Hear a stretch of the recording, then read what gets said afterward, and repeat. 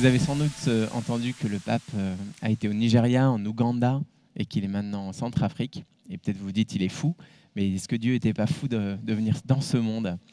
Et on va voir en effet qu'il y a beaucoup de forces très dures contre Dieu et contre l'amour.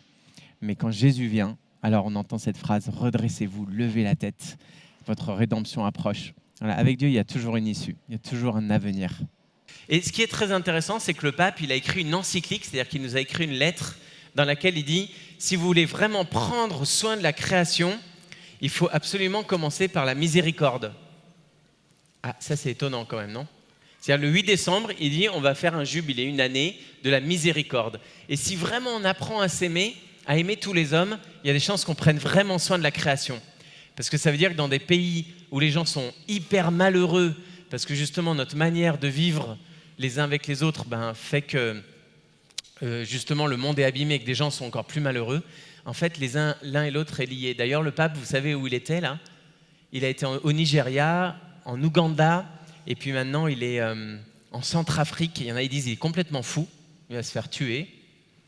Et je me suis dit, mais est-ce que vous dites la même chose de Dieu? Il est complètement fou, il a envoyé son fils dans le monde, comme si on l'attendait, quoi. Comme si on n'allait pas le tuer. Et Dieu, lui, il était vraiment fou d'amour, quoi. Fou d'amour pour nous. Et alors, il a envoyé Jésus au milieu de nous.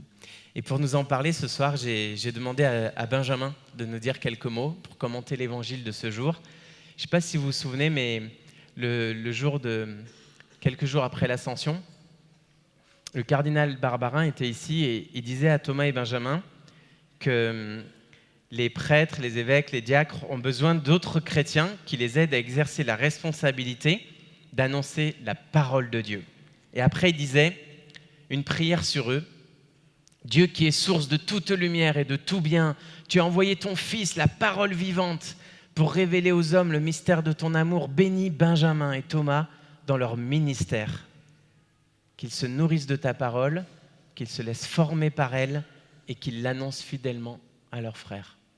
Alors c'est pour ça que je lui ai demandé de bien vouloir commenter cet évangile. Il est là.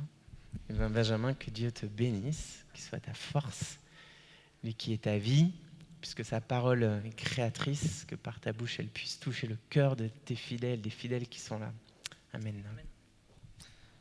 Avant de démarrer, j'aimerais qu'on honore quelqu'un. Il s'agit de David en fait, parce que lui d'habitude il prêche toujours et donc il nous nourrit à chaque fois. Donc pour une fois je suis content de prêcher parce que comme ça il va être nourri. Et vous savez, on a un pasteur qui est incroyable. Cette semaine il est venu me voir et il me fait « Waouh, j'ai encore une responsabilité de plus dans le diocèse. En plus de la paroisse, en plus de tout ça, j'ai une responsabilité de plus. » Alors je ne sais même pas comment il fait au point de vue de son agenda, mais j'aimerais ce soir, et j'en profite parce qu'au nom de tous les laïcs qui sont là, t'honorer. Merci David d'être notre pasteur.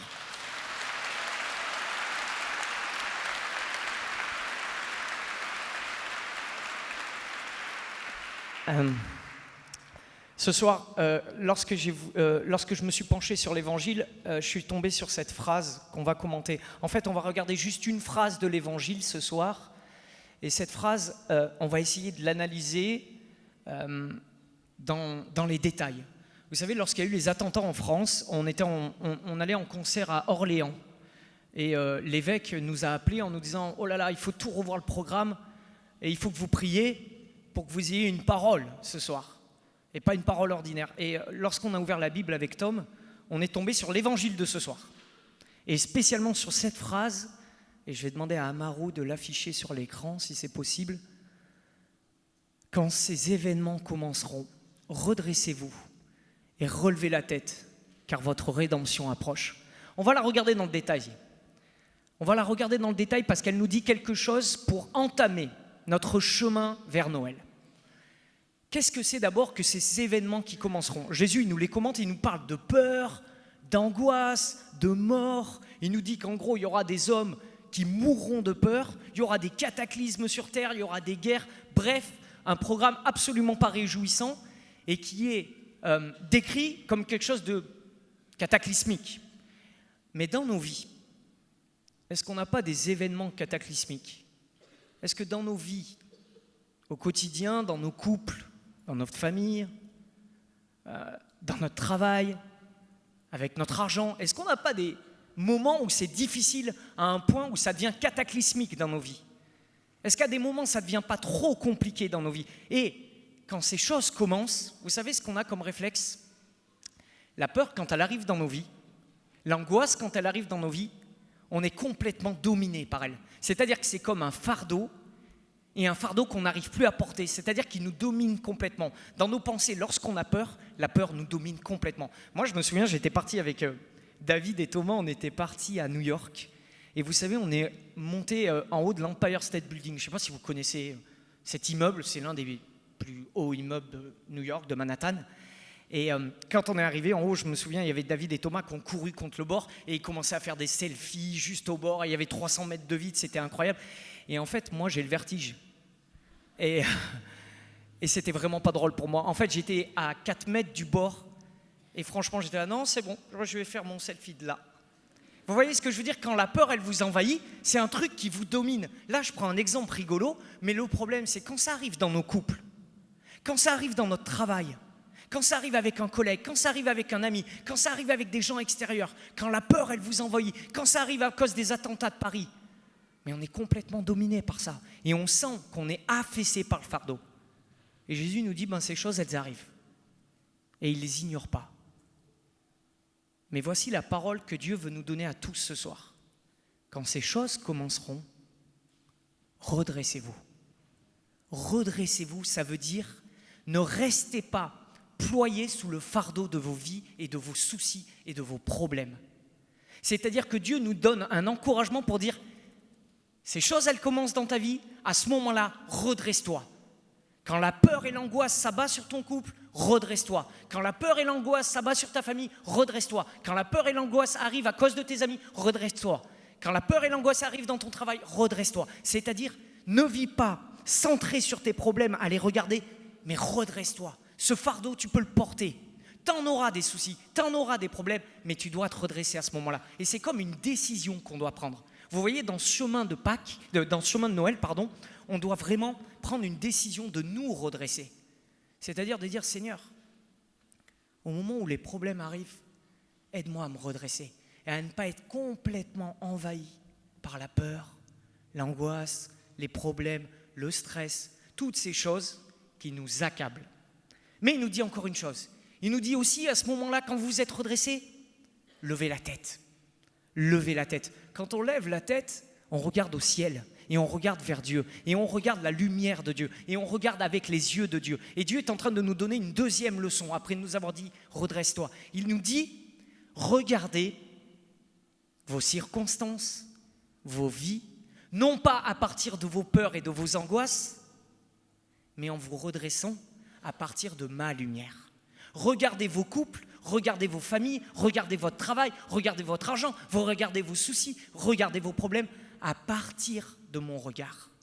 Parce que lorsque vous avez les yeux fixés vers le ciel, vous voyez à partir de Dieu, vous voyez la lumière de Dieu venir sur terre. Et désormais, ces choses, quand elles arrivent, elles prennent une toute autre dimension.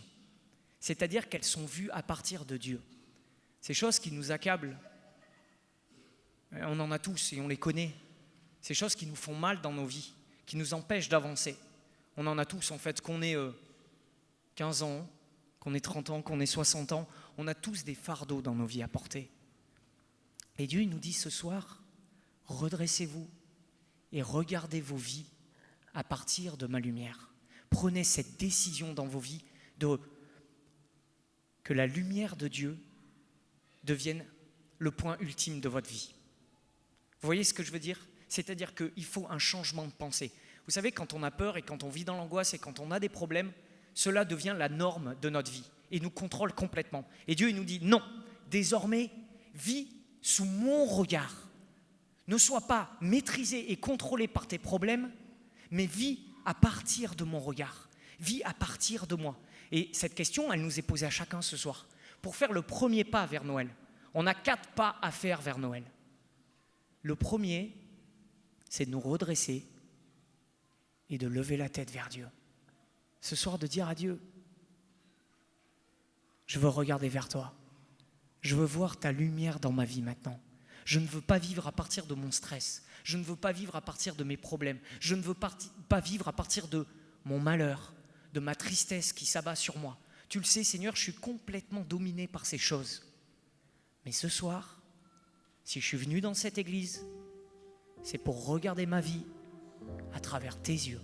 Parce que si je lève la tête, je ne vois plus mes problèmes. Je te vois toi. Et quand je te regarde, je vois la consolation, je vois la paix, je vois la bonté, je vois l'espérance, je vois l'amour. Bref, désormais toutes ces choses deviennent les choses ultimes de ma vie, les choses qui contrôlent ma vie, les pensées qui maîtrisent ma vie. Et je veux que ce soit tes pensées, Seigneur, qui maîtrisent ma vie, et pas mes peurs, pas mes doutes, pas mes angoisses. Et vous voyez toutes ces choses, à partir du moment où on relève la tête, vous regardez différemment votre vie, mais vous regardez différemment votre épouse, vous regardez différemment votre époux, vous regardez différemment vos enfants, vous regardez différemment votre travail, vous regardez différemment votre argent. Et toute chose passée dans le prisme de Dieu prend une autre perspective, prend les perspectives de l'éternité, prend les perspectives de Dieu, et non plus simplement nos vies baissées en regardant nos propres pieds. Et bien souvent on vit comme ça. Donc la première décision ce soir à prendre, c'est de nous redresser et de lever la tête et de regarder au Seigneur et de lui dire « Waouh, la perspective de ma vie, c'est la vie éternelle en toi. Et cette vie, elle démarre ici et maintenant. Parce que tu es venu jusqu'à moi. Parce que dans cet enfant, dans la crèche, je reconnais que tu es venu jusqu'à moi. Que tu es venu jusque vers mon couple, jusque vers mon cœur, jusque vers ma famille, jusque vers mes enfants. » Voilà la bonne nouvelle. Voilà la première bonne nouvelle de l'Avent. Dieu nous demande ce soir de changer de perspective. Je vais faire un petit sondage pour finir. Levez la main tous les gens qui vivent des fois dans des angoisses et dans des peurs. C'est-à-dire le soir, quand ils se couchent, ils ont des angoisses. Je sais que c'est difficile à dire, mais je vous demande de le confesser publiquement. Moi, je lève la main. Parce que moi, je sais que j'ai des problèmes de sommeil et que la nuit, souvent, j'ai des angoisses. Donc, je n'ai pas peur de lever la main. Je vous le dis, même, je vous le confesse publiquement. Vous voyez ? Je lève la main parce que je veux dire au Seigneur ce soir, Amen. Parce que ce soir, en levant la main, vous êtes en train de dire à Dieu, ça y est, je me redresse. Seigneur, je veux regarder tout ça avec toi. Je veux regarder tout ce que je porte qui est lourd dans ma vie, qui est difficile et que je ne maîtrise pas et qui me dépasse à partir de toi et non plus à partir de mes peurs. Et si vous vivez comme ça, vous allez voir du changement. Je vous souhaite de vivre comme ça. Je vais vous inviter à prier maintenant. Je vous invite à fermer les yeux et on va prier pour vous. On va prier les uns pour les autres et on va demander au Seigneur maintenant que nous puissions prendre cette première décision. On aura 4 décisions à prendre jusqu'à Noël. Cette première décision de regarder nos vies, non plus à partir de nos problèmes, mais à partir de la foi en Dieu. Seigneur,